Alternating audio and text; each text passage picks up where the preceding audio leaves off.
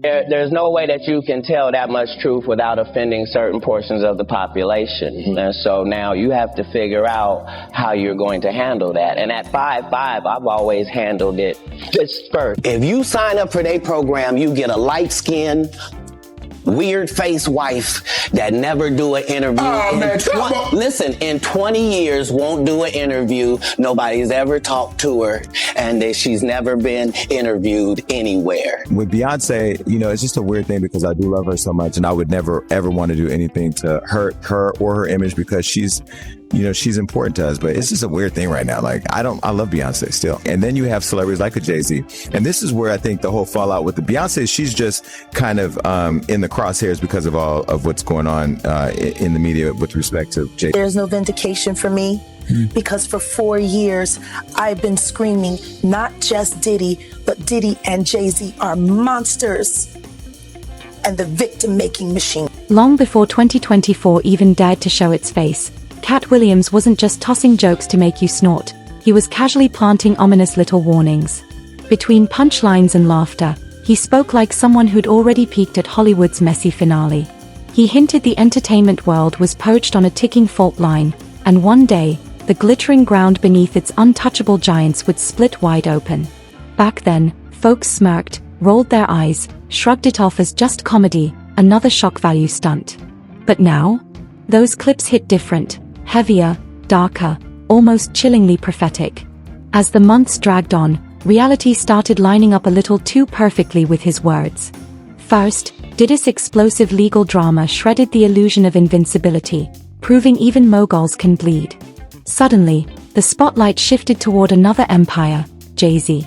For the eagle-eyed, it looked less like comedy and more like a countdown. And then came the whispers, soft at first, then roaring like wildfire. Online gossip blew up claiming Jay-Z and Beyoncé had slipped out of the US, ghosting to some secret hideaway under the radar.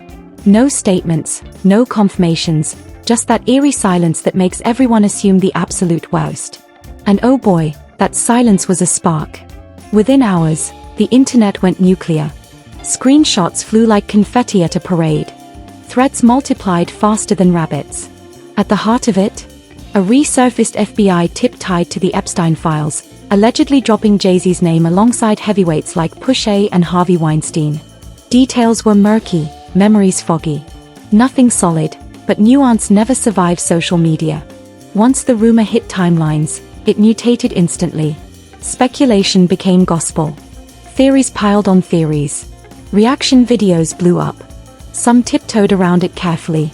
Others went full predator mode, connecting dots that may or may not exist, clinging to the story like it was already a confirmed scandal. If you take people like Jay-Z and Pusha T, they made their living killing our people, so how the f*** they'll stand up for our people? You know what I'm saying? But we forget that because we love Jay-Z's music so much. We love Pusha's music so much, right? But you think they would ever, Beyonce had the best for somebody else? Yeah. You know what I'm saying? You think they would ever tell the truth? No, if they told the truth, they'd go to jail. You know what I'm saying? So you have liars. Man. Liars are now the face of our culture. Approximately 2006, blank last recalled being used by Epstein. Okay, so this is the first half and the section in which Jay-Z's name comes up.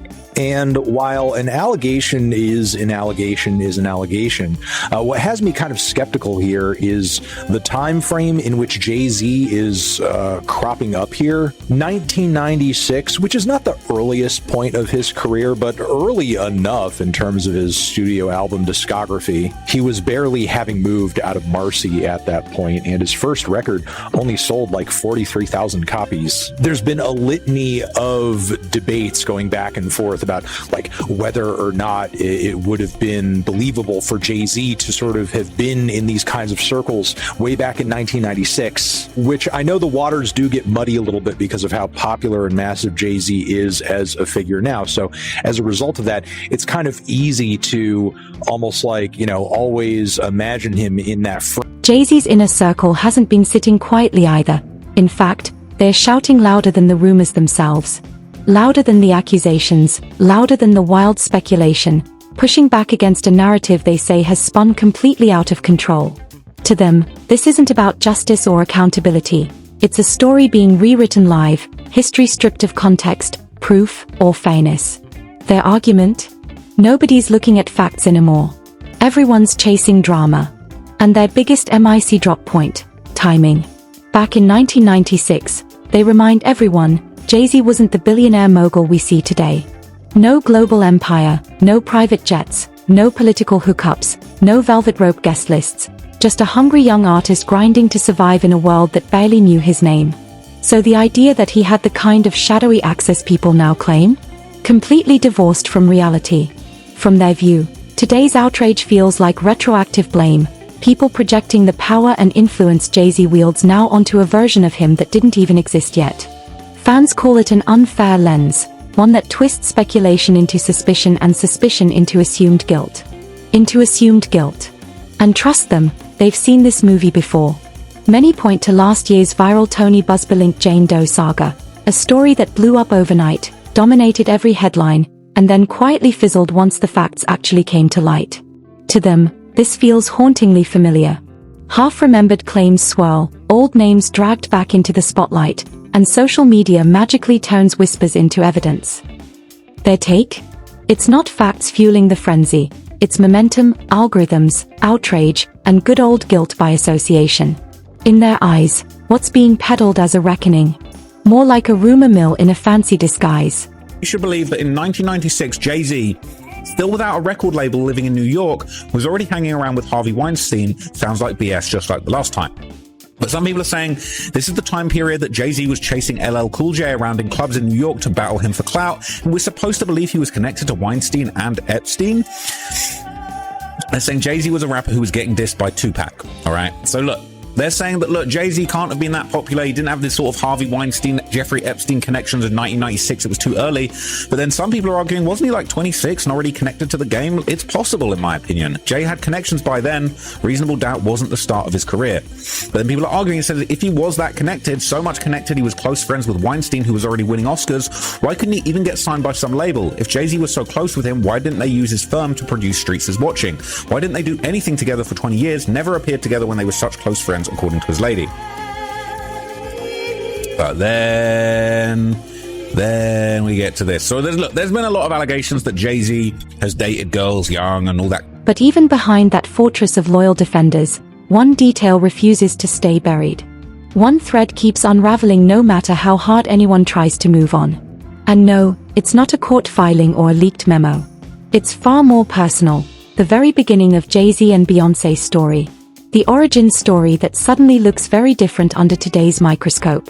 According to accounts floating around for years, Beyoncé was just 17 when Jay-Z first took notice. A teenager still learning fame, while he was already a grown man, fully seasoned, wielding industry experience, power, and connections she didn't yet have. At the time, nobody saw it as a red flag.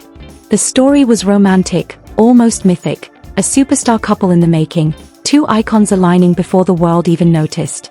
Their relationship would later be hailed as hip-hop and R&B royalty, one of the most celebrated music partnerships ever. But now, some aren't seeing a fairy tale. They are spotting an imbalance, a gap that's impossible to ignore. 4 years, that age difference quietly lingered in the background, barely remarked upon, filed away as a trivial footnote in a glamorous love story. Nobody questioned it, until now. Nobody dissected it back then. But oh, how the culture has changed.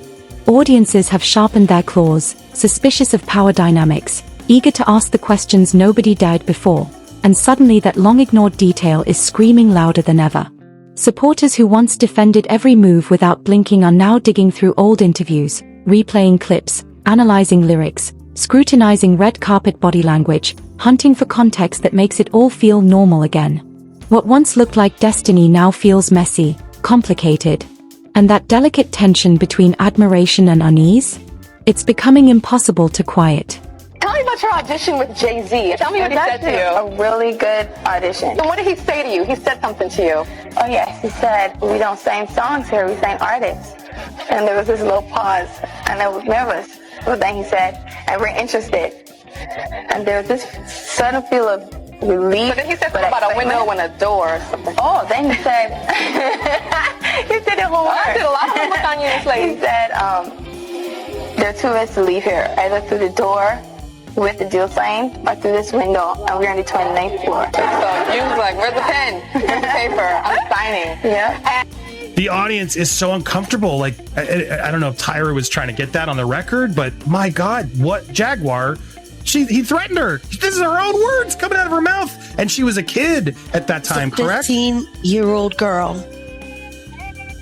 who had been flown to the United States without parental supervision or a chaperone, brought to a grown man's office in a large corporate Manhattan building. Everybody knew when she flew in. I was there the day she got signed. Everyone was talking about it, and the 6 hours that she spent with him, and the 4 hours that she spent alone with him with no parental supervision. Her father didn't show up to the next day to come and collect the check. Well, and this isn't her life.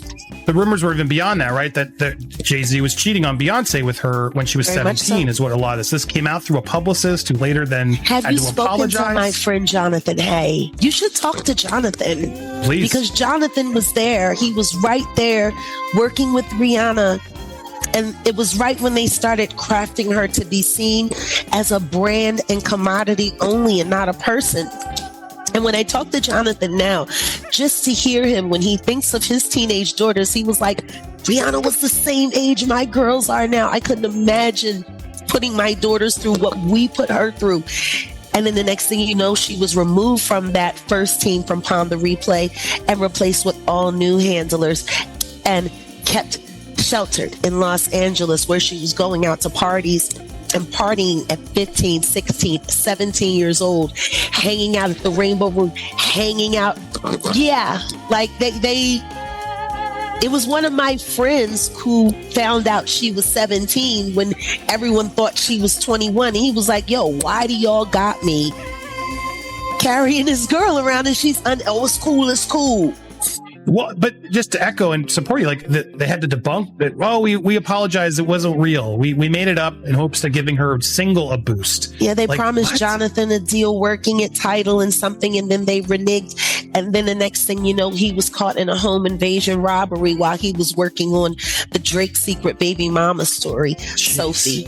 He was duct taped him and his daughter, and he was pow whipped in front of his child. So, you know, there's a lot that goes on in the backdrop. And I know the PTSD. I know what it's like to be in a trunk, you know. Speaking of PTSD, you made a comment about this. Like, this was from the Super Bowl appearance more recently. This bothered you, seeing her put the Rockefellers logo out there. If you what was your back instinct to that? and watch, it was almost as if she didn't want to put her hands up, and then she looked over where Jay-Z's box was, and you just see her hand. She look at her. She's looking at his box.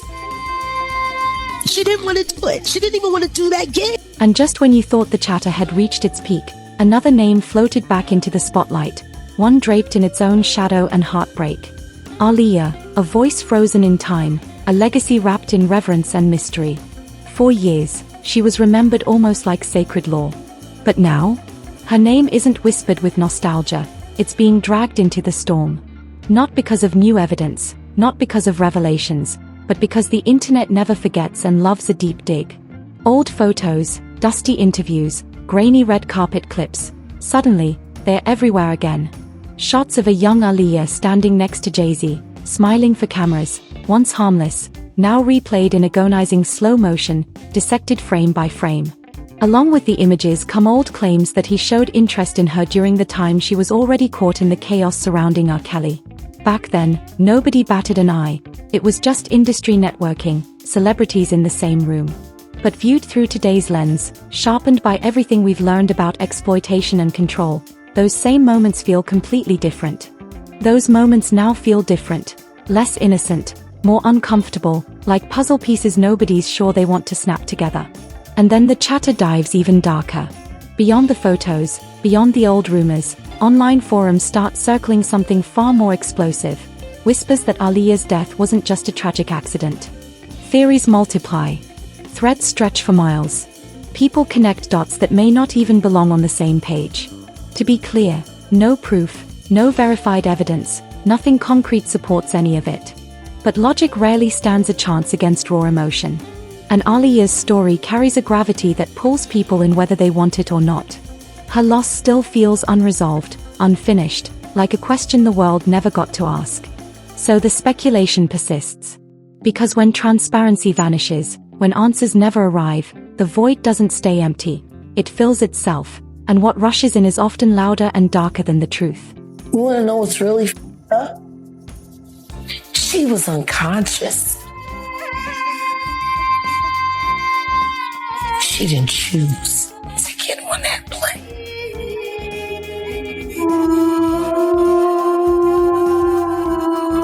There were phone calls made. There are witnesses who signed NDAs. Why would you need to sign a non-disclosure agreement about a plane crash and what happened leading up to it? Twin-engine Cessna was headed for Florida when it crashed Saturday on Abaco Island, 100 miles north of Nassau, killing popular R&B singer Aaliyah and 8 others. Investigators now say from witness statements an engine may have failed and that the plane may have been overloaded. Why the would you need to sign a don't ask about a plane crash if it was accidental? Riddle me that. Riddle me that. A plane crash should be accidental. Should be. Why would any testimony about what happened leading up to it need to be covered under a non-disclosure agreement if there wasn't foul play? Stricken parents, her aunt Gladys Knight, Aaliyah's boyfriend Damon Dash, fellow hip-hop honcho Sean Puffy Combs, R&B singers Usher, Maya, and Monica, hip-hop artists Jay-Z, Busta Rhymes, Lil' Kim, Missy, even former heavyweight champ Mike Tyson. As Aaliyah's casket was moved from the famed Frankie Campbell Funeral Chapel, her heartbroken mother, Diane Houghton, gently acknowledged the crowd of mourners. He was after Beyonce when she was before 18, correct? I mean, as we go through the timeline, they claim, oh no, I met him at 18 and then we waited till I was 19, but they knew each other when she was like 15, 16, correct? He clearly had eyes, and it's not the only one, right? There's Aaliyah as well. I was looking at these photos. There's a history but Aaliyah of this, right? Definitely. A lot of people don't realize the timeline, but after everything went bad with Robert Kelly, and he had to divorce Aaliyah, Jay-Z was interested while she was still underage. And as she started spending more time in New York, he was very, very, very right there. She didn't want that. She didn't want that with him. And if there's one thing I can tell you about Sean Carter, being embarrassed and being rejected are things he does not handle well. You know, a lot of people say, oh, you're crazy. He didn't do anything to Big L. He didn't do anything to Lamont Coleman. But I think people tend to forget, if Dame had successfully signed Lamont to Rockefeller, we wouldn't even know about Reasonable Doubt. It would have stayed a cult classic, probably sold 750,000. If Lamont Coleman had signed to Rockefeller, he would have been the star. He's always removed anything that can make him look as average as he is. I don't know how many times they used to tell the story, oh, he has a photographic memory. He remembers all of his lyrics, yet he's always had a teleprompter in the floor at his shows. That's why he would always sit down and look down at it looked like he was looking at his shoes. No, he was reading the lyrics. He is a magician. Everything you see about him is an illusion. But what he loves most is controlling youth. Well, that was something Nas said way back, saying, yeah, he was indulging with these back with R. Kelly. And I wish I had to sign paperwork. And I wish I had to take your money. I wish. Well, but I know everybody else that didn't. I spent my time collecting these people. and they will have their day, and we will all get justice. And just when the conversation felt heavy, nearly suffocating, the internet did what it does best when things get serious. It laughed. Not the polite, nervous kind. No, this was full-on chaotic, meme-fueled madness. Within hours, the tension across timelines twisted into something completely different. Screenshots became punchlines. Headlines got chopped, remixed, and slapped onto reaction GIFs. Serious allegations suddenly served with sarcasm and trending sounds. What started as tense, uncomfortable discussions morphed into viral entertainment. Online, nothing stays sacred, not even scandal. Trolls swarmed like clockwork. Comment sections overflowed. Jokes stacked on jokes, dark humor, conspiracy edits, pop culture mashups, all competing to outdo each other, chasing controversy like it's candy. And somehow, even people totally unrelated got dragged into the chaos.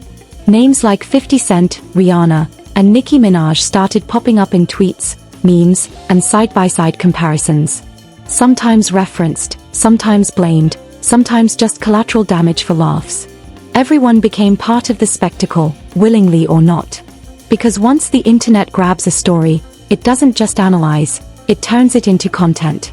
50 Cent has finally responded to Jay-Z and Pusha T being exposed in the Epstein files. For those of you guys that don't know, last night it was publicly revealed to the entire world that Pusha T and Jay-Z were both revealed to be in the Epstein files, with them being accused of doing very disturbing and nasty things. For Pusha T specifically, he was claimed in 2007 to have been with Harvey Weinstein, where he then ended up a woman. And as for Jay-Z, his accusations are also very disturbing, with him being accused of doing something to a girl while she was sleeping. And with all of this coming out, 50 Cent couldn't waste the opportunity to go at his nemesis Jay-Z by basically blasting him and making fun of him all over social media. And this is specifically what he ended up posting to his Instagram page, which were just very weird AI photos of Jay-Z. And then 50 Cent also hinted that he is planning on doing a massive documentary with this entire situation and exposing Jay-Z, with the caption of this post saying, "Damn, they got Jay-Z on the Epstein list. I gotta do a doc on this." And 50 didn't stop there, because then he posted another photo of the headline of this entire situation breaking out, with him just pointing more jokes and fun at Jay-Z. So let's know what he has my entire situation. 50 Cent just made jokes of Jay-Z. I know I promised you I'm gonna give you my first Grammy, but we might have to fight for this one. She said she want to thank everybody for her first Grammy. Anyway, I'd like to thank Jay-Z for being a part of this record with me. She like to thank Jigga Man for being the greatest in the world. Ellen Reed, Steve Bartles, Tata, Jay Brown, Karen Kwok for finding this amazing record. Tricky, Dream for writing such a beautiful record. Nicki Minaj in particular set the internet on fire with a string of posts that many readers pointed digs, without actually naming Jay-Z in every single message. Her words left almost no doubt about who she meant. She wrote, "Your favorite artist has been performing rituals in a satanic cult, taking babies from other countries, mutilating and killing them as blood sacrifices to their god. When your master is Satan, constant bloodshed is required. But guess what? The jig is up." She didn't stop there. Do y'all get that these people sacrifice children to gain and hold power?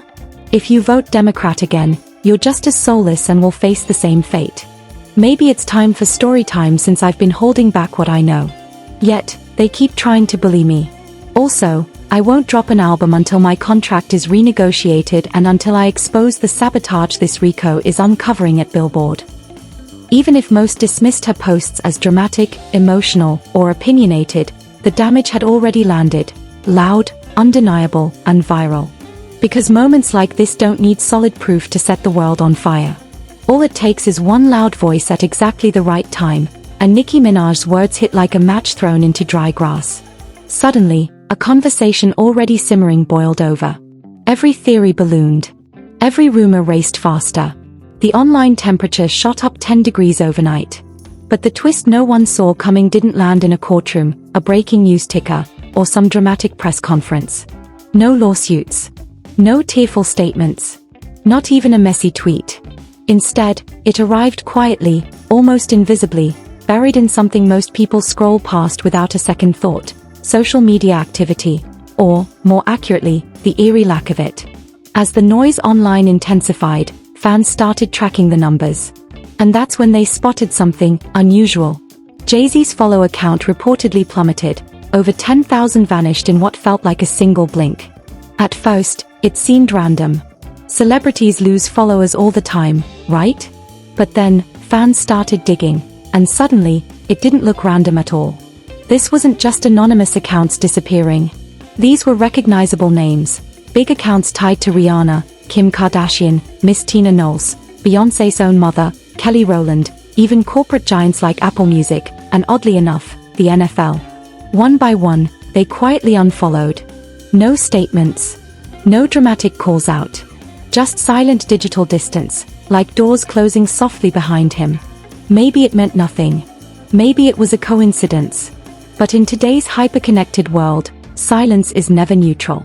People read it as a signal, and when powerful figures step back without a word, that absence screams louder than any explanation ever could. According to reports, Jay-Z's Instagram account also lost over 100,000 followers after his name appeared in the documents. Some major accounts, including celebrities and brands, are believed to have unfollowed him. Now that right there, that's something. That is something there, because when you say celebrities unfollowed him, you got to think about how the industry is and how they're all in the industry. But I said there's layers to it. You know, there's different tiers. So like, it's like when news come out, some people want to unfollow so they don't lose their brand deals, you know. Oh, you didn't hear what happened, you know, what's alleged against Jay-Z?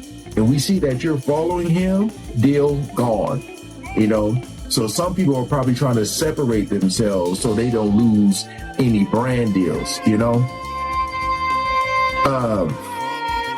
Let's see here. I'll read that again. Some major accounts, including celebrities and brands, are believed to have unfollowed him. At the time of reporting, Jay-Z still has around 1 million followers. And Beyonce, along with Lindsay Lohan, Diddy, Ivanka Trump, and Kris Jenner, continue to follow him. Okay? Speculations suggest Kim Kardashian, Rihanna, Apple Music, and the NFL may have unfollowed him as well. That right there is huge. I mean, extremely huge. For one, when you look at, which is crazy too, because you got Kris Jenner, the mama of Kim, still follow him, but they're saying that Kim Kardashian unfollowed him. Rihanna, again, Jay-Z is one of the dudes, you know, it was rumored some stuff with Rihanna and him and the whole Chris Brown situation.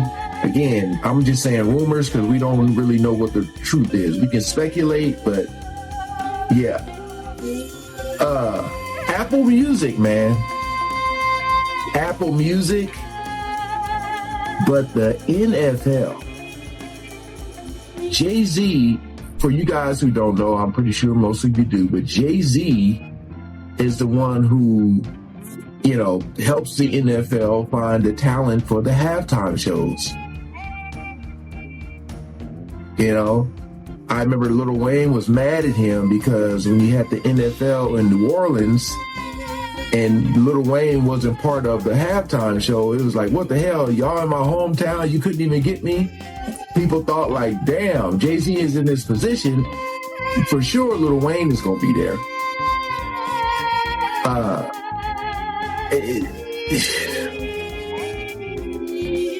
And just when it seemed the chaos couldn't get any louder, the rumors evolved again.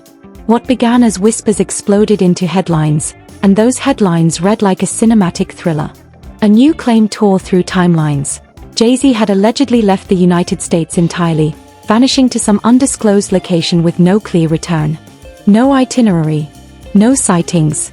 Just absence, the kind that makes people immediately assume the worst. Within hours, a phrase went viral, blazing across social media, "Gone full Diddy."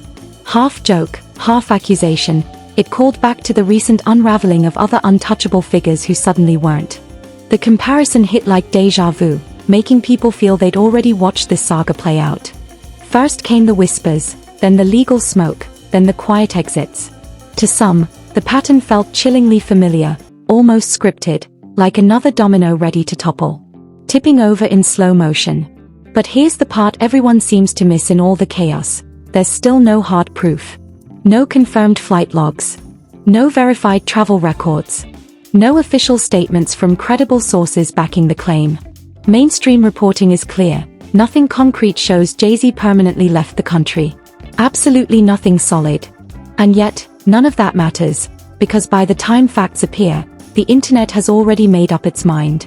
Screenshots travel faster than corrections. Hashtags spread farther than evidence. Once a narrative goes viral, reality can't keep pace. In the court of public opinion, momentum always beats truth. Instagram post: Jay-Z has reportedly fled the country. Instagram post: Jay-Z has reportedly fled the country after his name allegedly appeared in newly resurfaced files, sparking a wave of speculation. No official charges or confirmed wrongdoing has been announced, but the internet has erupted with rumors. The many questioning what the connection could mean. Sources close to the situation have not provided clarity, and legal experts continue to stress that appearing in documents does not automatically imply criminal involvement. Which I agree, but still the sudden disappearance from public view has only intensified the controversy, leaving fans and critics alike demanding answers as a... Just when it seemed the conversation had reached its limit, every old clip replayed, every theory exhausted, another ghost from the past crept back into view. A name most had forgotten, Rhyme. 4 years, he's been tied to a persistent, controversial claim that Jay-Z is his biological father. A story that lingered on the fringes of headlines, resurfacing occasionally before fading away. His paternity case crawled through the courts for over a decade. A slow, grinding legal battle that ended the only way paperwork knows how. Dismissed, officially closed, stamped, and shelved. On paper, it was over. But the internet doesn't care about paperwork. Legal endings rarely kill public curiosity. Sometimes, they just amplify the mystery. And out of nowhere, Rhyme's name started circulating again.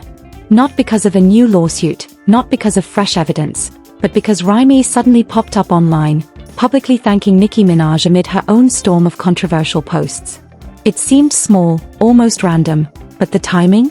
Suspiciously perfect. In a moment when every connection is being dissected, even coincidence looks intentional. Within minutes, social media did what it does best: speculate. Threads exploded. Was he planning to reopen the case? Was something happening behind the scenes? Or was this just a symbolic, quiet show of support that accidentally dragged him back into the spotlight? No one had answers. No filings. No court motions. No official sign of a legal revival. Nothing concrete. And yet, the chatter didn't die, because this saga keeps circling the same unsettling truth. Even when the courts slam the door, the public rarely lets it stay closed. Maybe all of this blows over tomorrow. Maybe the rumors fizzle, the headlines vanish, and the truth stays buried where it's always been. Or maybe this is one of those stories people whisper about for years, the kind that sticks with you because something about it never feels right. The kind that feels unfinished, like there's more lurking beneath the surface that nobody's ready to say out loud. So here's the question for you. Is this just the internet doing what it does best, racing miles ahead of the facts, turning smoke into wildfire for clicks and chaos? Or are we witnessing something bigger, unfolding in real time? The early cracks of another industry reckoning, another empire quietly shaking before the fall. Drop your thoughts in the comments. And if you love deep dives like this, the stories they bury, the details most people miss, hit subscribe so you don't miss what's coming next. Until then, stay sharp, stay curious, and keep questioning.